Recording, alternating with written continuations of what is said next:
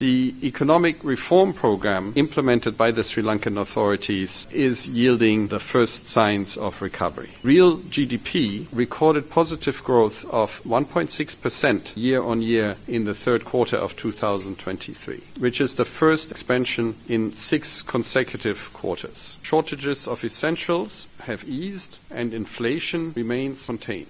Gross international reserves increased by $2.5 billion during 2023, and preliminary data point to improved fiscal revenue collections during the fourth quarter of 2023. However, challenges remain as these improvements need to translate into improved living conditions for Sri Lanka's people.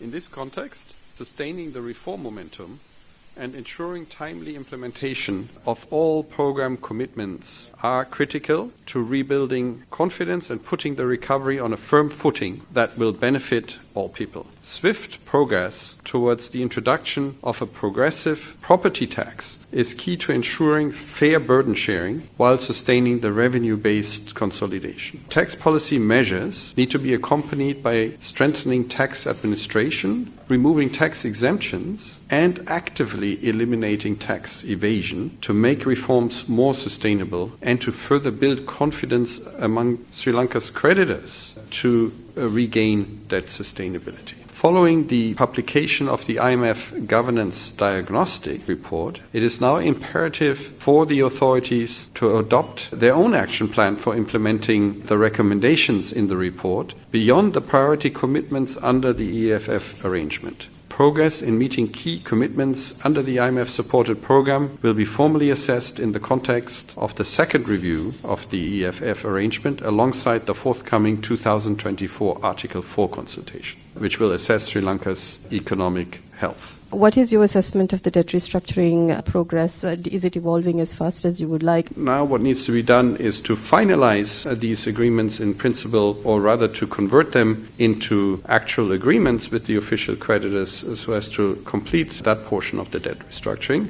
And secondly, reach agreements in principle with the commercial creditors, where the bondholders are, of course, a significant proportion. So our understanding is that negotiations are ongoing, proposals are being exchanged, and it is important for that process to continue and be completed as quickly as possible. It's our strong expectation that there would be an agreement in principle by the time of the second review. How satisfied are you about the tax administration measures that have been taken up to now? Tax administration is very important. So, meaning the ability of the country to collect the taxes that it needs in order to sustain its essential expenditures. And it is important for those who owe taxes to make these payments and to address any efforts of tax evasion, because it basically means any rupee that in taxes that is due but not paid means that everybody else has to pay more. And it's a significant reform in Sri Lanka to get back to the level of tax collection that Sri Lanka was at